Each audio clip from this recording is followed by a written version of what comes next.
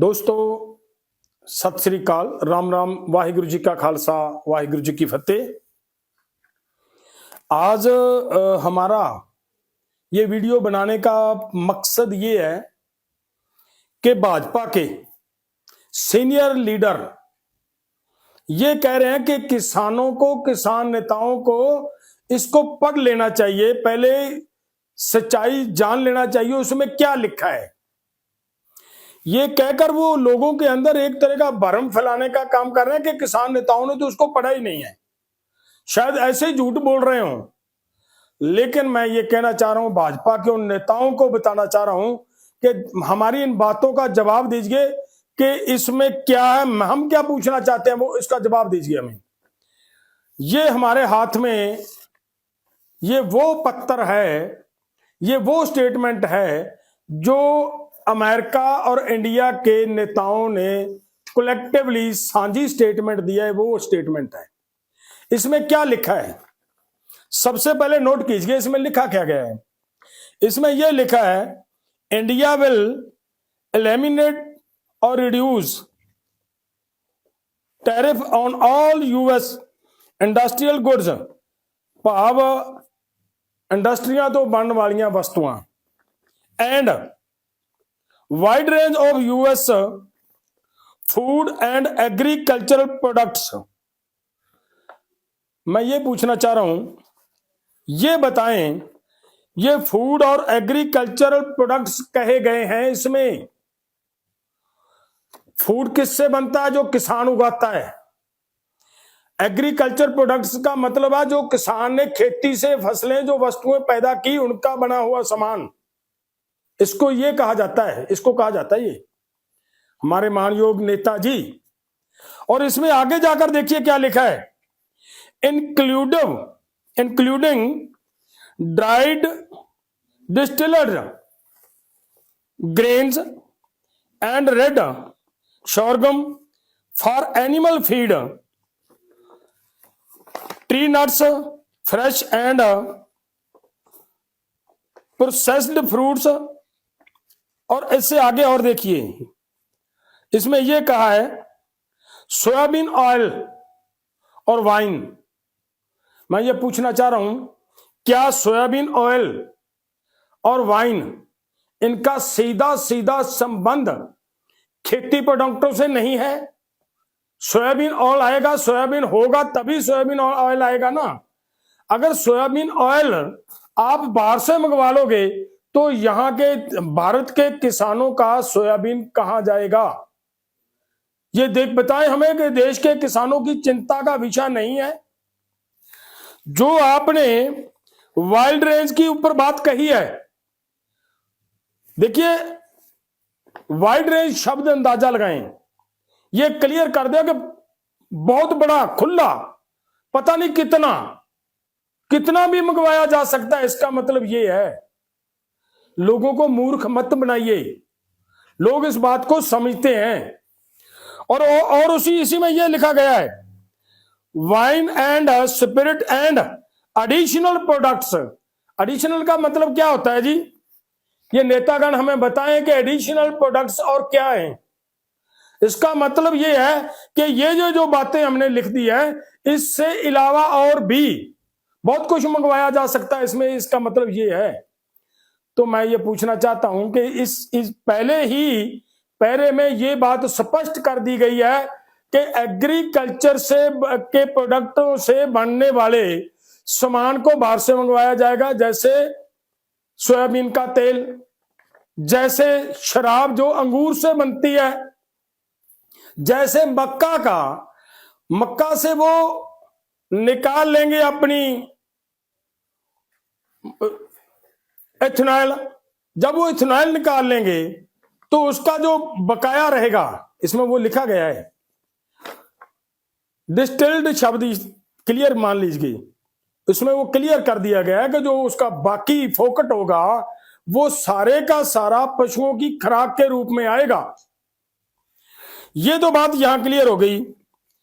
दूसरी बात मैं और कहना चाह रहा हूं, जो ये बात कह रहे हैं कि नहीं जी कोई खतरा नहीं, कोई कुछ नहीं होगा, वो इस पैरे में आ जाएं।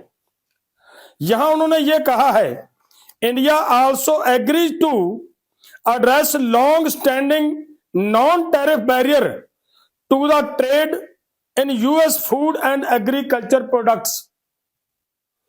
मैं ये पूछना चाह रहा हूं, ये जो एग्रीकल्चर प्रोडक्ट्स के ऊपर, इंडिया में आने वाले जो एग्रीकल्चर प्रोडक्ट्स हैं उसके ऊपर इंडिया एक, जिसको ये नॉन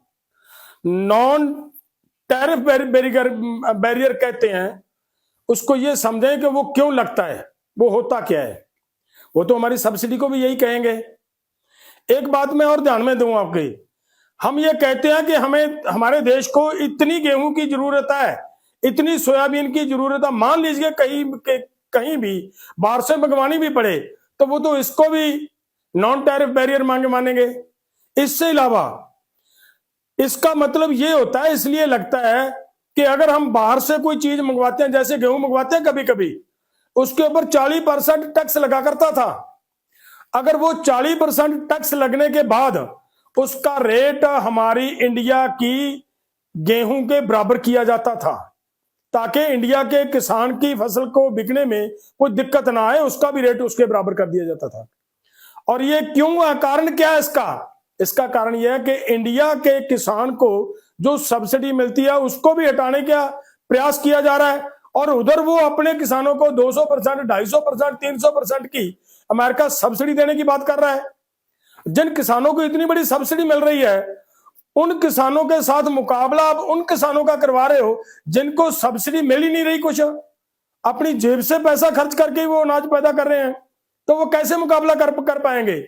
और इसमें यह कह दिया गया है कि बाहर से आने वाली जो फसलें आएंगी उसके ऊपर भी भारत हमारे साथ बातचीत करने के लिए सहमत हो गया है कि जो नॉन टैरिफ बैरियर लगेंगे उसको भी हटाने की बात वो करेंगे।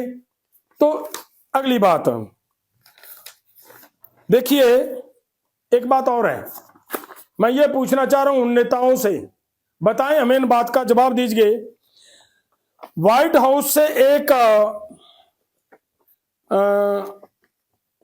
रिपोर्ट निकली है जिसमें यह कहा गया है कि दूसरा सामान तो मंगवाएंगे, उसमें बाकायदा पल्सेस का नाम मेंशन किया गया।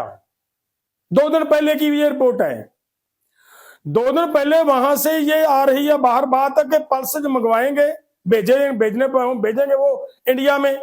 और उसके बाद जब देश के अंदर उसका बवाल खड़ा हुआ तो अब उनका ये आ गया कि उसको उन्होंने पल्सेस वाली बात को हटा दिया।